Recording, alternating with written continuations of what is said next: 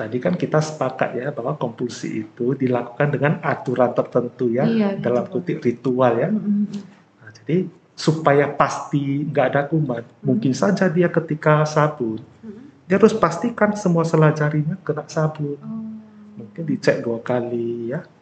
Nah, mungkin ketika cuci tangan, dia hitung sampai 10 supaya yakin ya. Nah, setelah itu dia baru akan mengalami kelegaan sementara. Walaupun pada akhirnya dia akan obsesi lagi. Karena kan orang yang OCD, obsesi ini sering ragu-ragu ya. Jadi dia harus pasti. Nah, itulah siklusnya berulang-ulang. Menjadi lingkaran setan gitu dokter ya, berulang lagi, balik lagi gitu ya dokter ya. Jadi dia sadar gitu dokter ya, Dia bahwa sadar itu obsesinya tidak itu rasional. iya, nggak normal gitu dokter ya. Karena kan bayangkan saja cuci tangan itu kan cuma dia sendiri, mungkin di lingkungan dia ya, cuma dia sendiri yang gitu. Berulang gitu. Dia pun tahu itu tidak rasional, tapi dia tidak bisa lepas karena yang lingkaran tadi semakin sering dilakukan, dia semakin belajar itu adalah hal yang penting, darurat dan sangat mengancam. Nah, jadi perasaan cemas itu darurat tadi harus kompulsi.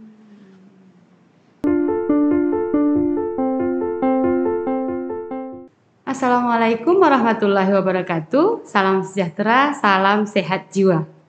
Berjumpa lagi dengan saya Dr. Sela dalam acara podcast Seksi Ansietas PPPDS KJI. Dan pada kesempatan kali ini kita sudah kedatangan kembali Dr. Andrew Handi, Magister Kedokteran Spesialis Kedokteran Jiwa yang akan membahas mengenai gangguan obsesi dan kompulsi. Gimana kabarnya hari ini dokter? Kabarnya baik Dr. Sela. Kabar Dr. Sela? Oh, baik juga nih alhamdulillah dokter. Jadi kita bisa reunian lagi nih dokter ya untuk membahas lagi tentang yang namanya kalau pada episode ini kita bakal bahas nih tentang gangguan obsesif kompulsif nih dokter ya. Boleh ya dokter? Silakan Dr. Sela. Oke dokter. Jadi untuk episode kali ini kita bakal membahas memahami obsesi dan kompulsi yang sering muncul.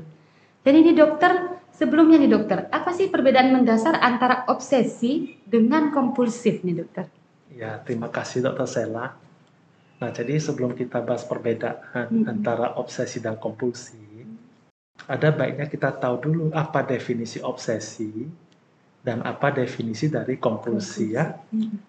Nah, jadi obsesi ini adalah suatu ketekunan yang patologis dari suatu pikiran dan perasaan yang sulit ditentang dan sulit dihilangkan dari kesadaran oleh usaha logika dan sering menimbulkan kecemasan.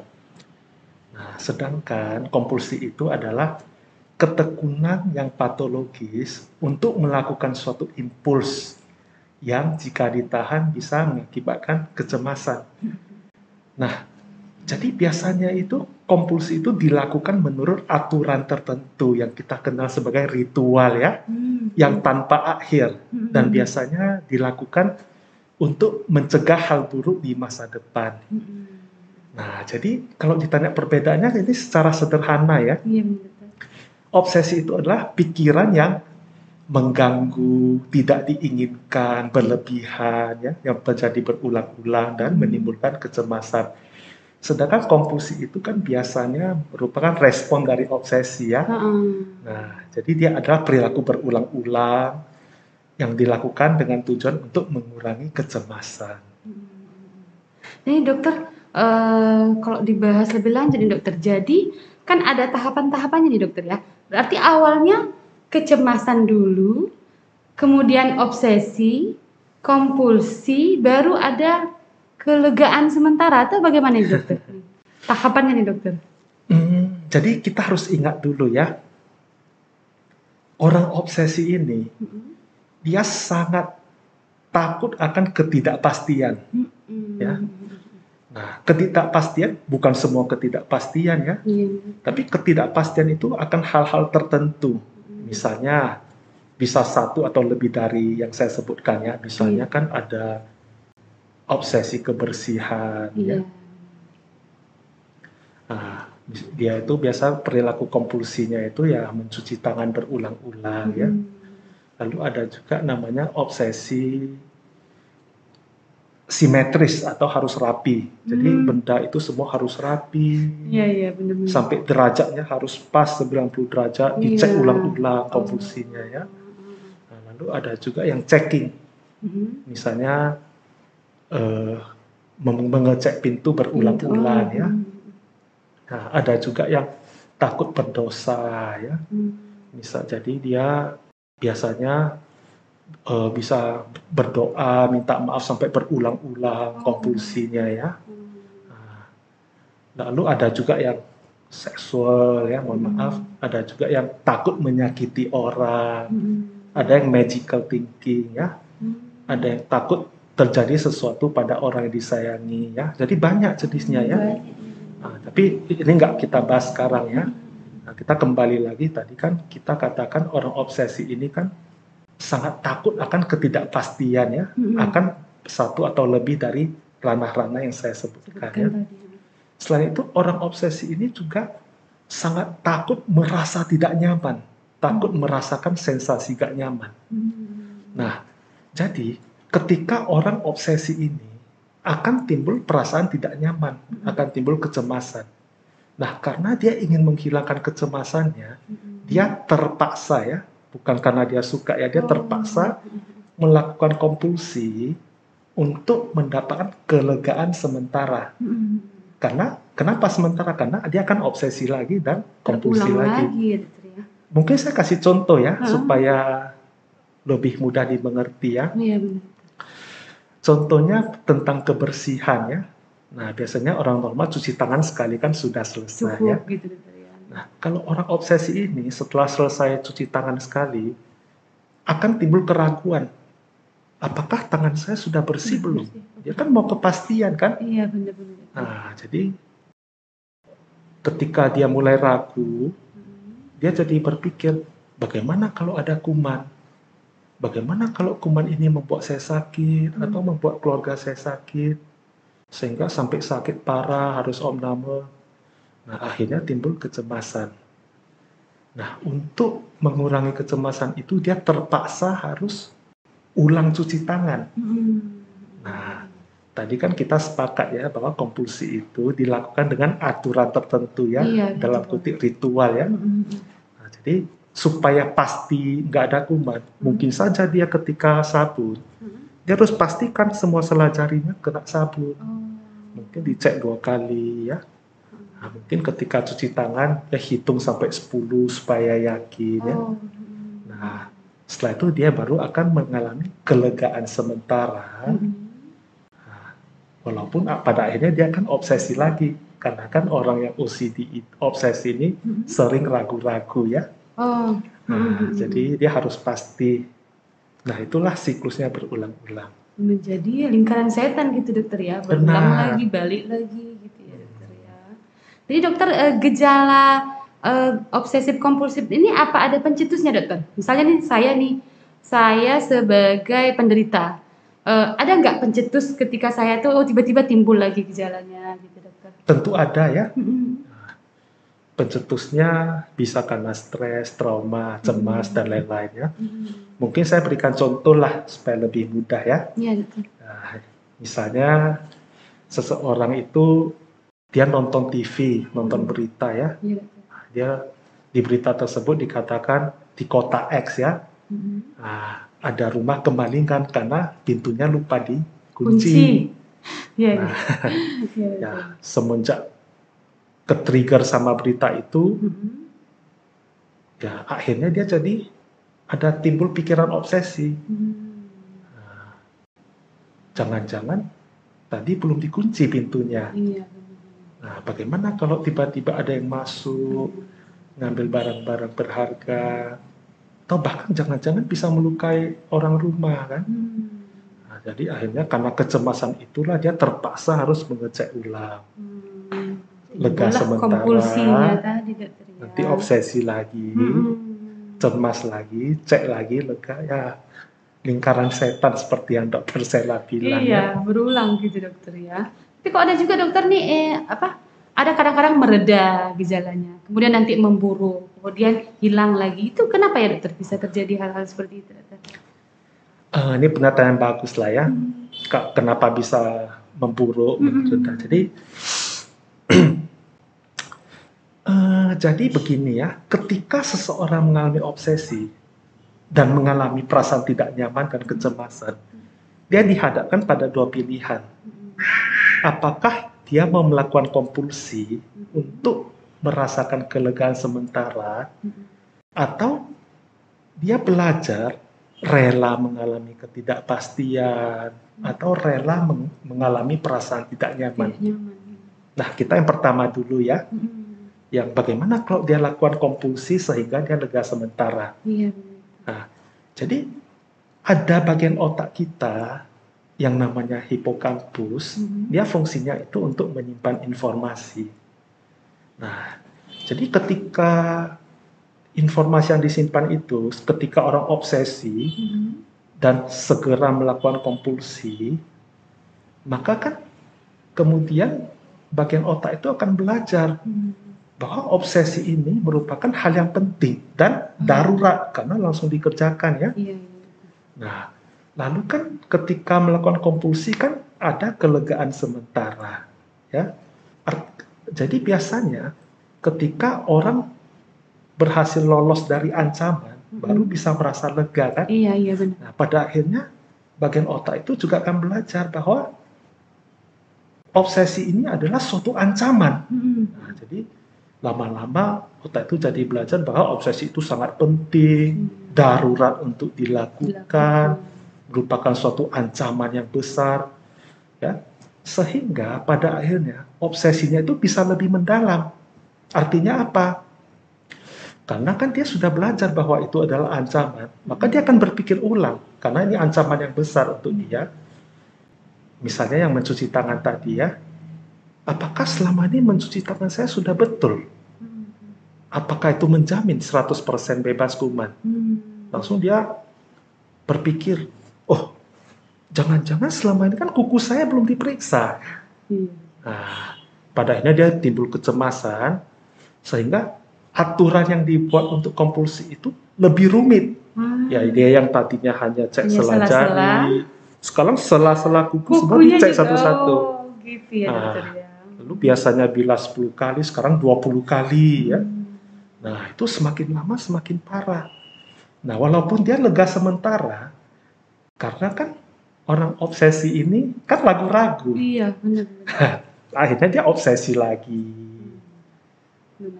Cemas lagi. Kompulsi lagi. Ya, gitu, tapi lebih rumit. Pakai nama. Itu tadi yang pertama. Iya, benar. Bagaimana kalau dia rela untuk merasa tidak nyaman, rela untuk mengalami ketidakpastian, misalnya kasus tadi, ya kan ada pikiran kalau, oh jangan-jangan nanti kurang bersih kan, jadi biarkan aja bersih, nggak bersih ya. Nah, pada akhirnya, kalau dia berhasil melakukannya, tapi tentu tidak singkat lah ya. Tidak segampang maksudnya kita yang normal gitu dokter ya. Artinya dia lakukan ini dalam waktu yang lama ya, akhirnya otak itu akan belajar lagi. Juga, iya. Nah, bahwa ternyata ketika dia tidak melakukan kompulsi tersebut, dia tetap aman, tetap sehat. Iya. Nah, ketika itu yang tadinya bagian otak hipokampus itu akan melihat bahwa kalau tidak melakukan kompulsi itu tidak ada ancaman. Iya. Sehingga walaupun pikiran obsesi selalu ada, tapi pelan-pelan akan mulai kehilangan kekuatannya. Mungkin cemasnya berkurang pelan-pelan ya. Nah, jadi kita itu pilihan kita. Nah, tentu itu tidak gampang. Dia harus mungkin harus melakukan psikoterapi atau konsumsi obat. Ada prosesnya ya dokter ya.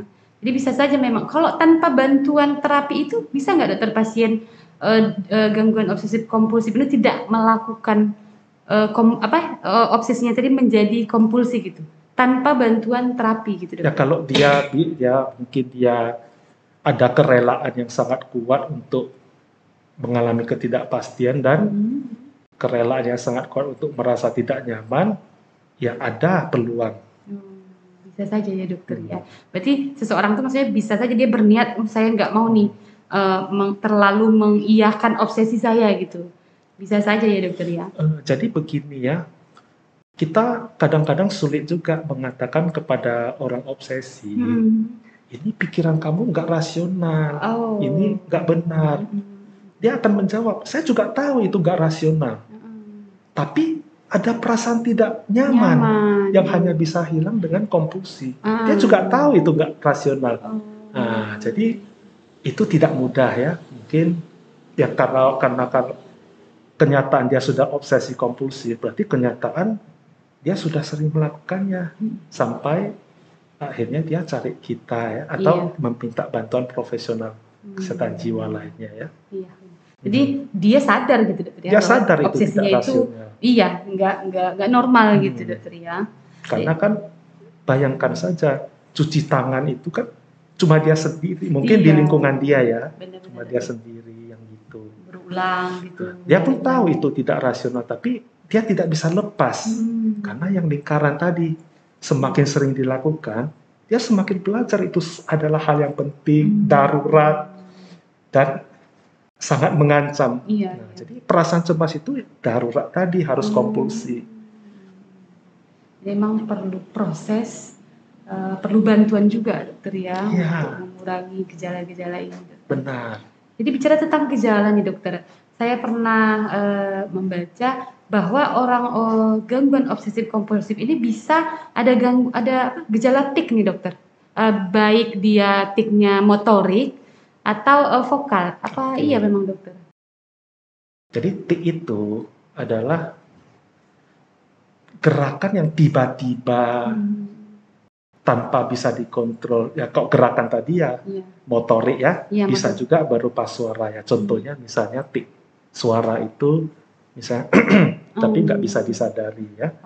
Atau kalau tik gerakan itu mungkin kedip-kedip mata ya. Nah, jadi begini ya. Berdasarkan literatur yang saya dapat, tik itu biasanya gangguannya di bagian otak yang mengatur pergerakan, yang namanya ganglia, basal ganglia ya. Nah, kebetulan obsesi kompulsif itu juga salah satunya di situ juga. Sirkuitnya juga sama, ada juga sirkuitnya. Nah, jadi kemungkinan itulah kenapa terutama pada anak-anak laki-laki yang mengalami OCD itu bisa juga mengalami tik ya. Nah, jadi saya ada lihat banyak literatur, itu kisarannya itu antara 25 sampai 60%. Kejadian orang anak laki-laki yang mengalami OCD juga mengalami tik. Jadi banyaknya pada anak laki-laki nih dokter ya. Ada juga perempuan tapi lebih banyak anak-anak dan laki-laki. Baik dokter. Jadi bisa saja memang disertai dengan gejala tik tadi nih dokter ya. Jadi dokter ini kan tadi kita sudah berbincang banyak nih tentang obsesi dan kompulsi. Jadi menurut dokter setelah seorang dengan gangguan obsesi kompulsi dengan dia mempelajari lebih lanjut, karena kan dokter katakan tadi obsesinya itu yang membuat rasa tidak nyaman nih dokter. Setelah dia mempelajari lebih lanjut tentang apa itu gangguan obsesi kompulsi, apa yang terjadi dan segala macam yang kita bicarakan tadi, apakah ini membantu untuk proses pengobatan seseorang dengan gangguan obsesi kompulsi, dokter? Tentu sangat membantu ya. Jadi begini ya, orang yang ketika seseorang tahu apa yang terjadi pada dirinya, misalnya misalnya ketika obsesi ini kan ada bagian otak depan kita yang sebelah bawah ya, yang namanya orbitofrontal cortex itu kan hiperaktif. Apa itu hiperaktif? Apa maksudnya hiperaktif? Artinya dibanding orang normal, metabolismenya di bagian otak situ lebih banyak. Kenapa bisa lebih banyak? Nah, karena ketidakseimbangan kimia. Nah, ketika otak bagian itu hiperaktif atau metabolismenya banyak, dia akan men-trigger beberapa bagian otak lain juga untuk aktif, sehingga bisa seperti sirkuit itu. Nah, itulah yang membuat obsesi kompulsif. Nah, biasanya obat-obatan yang diresepkan bisa untuk membuat kimia otak yang tadinya tidak seimbang menjadi seimbang. Nah, jadi dengan tahu itu kan dia jadi mengerti apa manfaat dari obat. Obatnya. Lalu begitu juga seperti yang saya terangkan tadi, misalnya kita tahu ya psikoterapi yang ini paling gold standar untuk obsesi kompulsi itu kan exposure and response prevention. Jadi kenapa dia yang paling gold standar? Karena dia langsung menyerang obsesi dan kompulsinya. Exposure itu kan men-trigger obsesi. Iya. Response prevention kan men-trigger supaya kita mencegah melakukan kompulsi. Jadi itu yang paling menyerang ke langsung ke obsesi kompulsinya. Jadi kalau pertanyaan apakah 100% bisa? Ya kita kan orang obsesi kan suka 100%, harus pasti. Iya, benar-benar. Ya kan? Tidak boleh ragu-ragu, terutama untuk ranah-ranah yang dia derita tadi seperti contoh ya. Benar-benar. Misalnya kebersihan atau checking atau rapi atau apapun itu, dia harus 100%. Tapi biasanya kita menjawab ya, kita nggak bisa bilang 100%, hanya saja itu yang terbaik untuk saat ini. Kalau boleh digabung dengan obat. Nah, jadi dengan dia tahu bahwa obsesi kompulsi ini bisa sembuh, tentu saja dia akan patuh sama pengobatan, dia lebih tenang, lebih patuh pengobatan, dan peluang dia sembuh tentu akan meningkat secara signifikan. Ya benar dokter, jadi sangat membantu nih dokter. Ya, kalau boleh dengan obat dan dengan psikoterapi tadi dokter ya. Jadi mudah-mudahan dokter apa yang kita perbincangkan hari ini dapat membantu nih. Di luar sana pasti ada orang-orang yang mengalami gangguan obsesi kompulsi, mungkin belum mulai berobat atau masih baru mengenali bahwa dia punya gangguan itu. Jadi mudah-mudahan bisa mendengarkan dan mulai untuk mendatangi psikiater atau bantuan di dokter. Kalau untuk menjumpai dokter nih khususnya nih di mana dokter ya? Saya ada di Klinik Utama Bina Atma, di Klinik Atlantis dan Rumah Sakit Imelda. Baik dokter, jadi nanti kalau ada nih yang mau jumpa konsultasi lebih lanjut tentang gangguan obsesi kompulsi, bisa menjumpai dokter Andrew di ada 3 tempat tadi dokter ya. Jadi dokter terima kasih banyak. Terima kasih dokter Sela. Iya, untuk kesekian kalinya dokter tetap mau membantu membagi informasi tentang berbagai informasi tentang kesehatan mental nih dokter ya. Mudah-mudahan membawa banyak manfaat bagi yang mendengarkan. Amin. Sekian untuk episode kali ini. Kita berjumpa lagi pada episode selanjutnya. Salam kesehatan mental, tidak kesehatan tanpa kesehatan jiwa. Wabillahi taufiq wal hidayah. Assalamualaikum warahmatullahi wabarakatuh.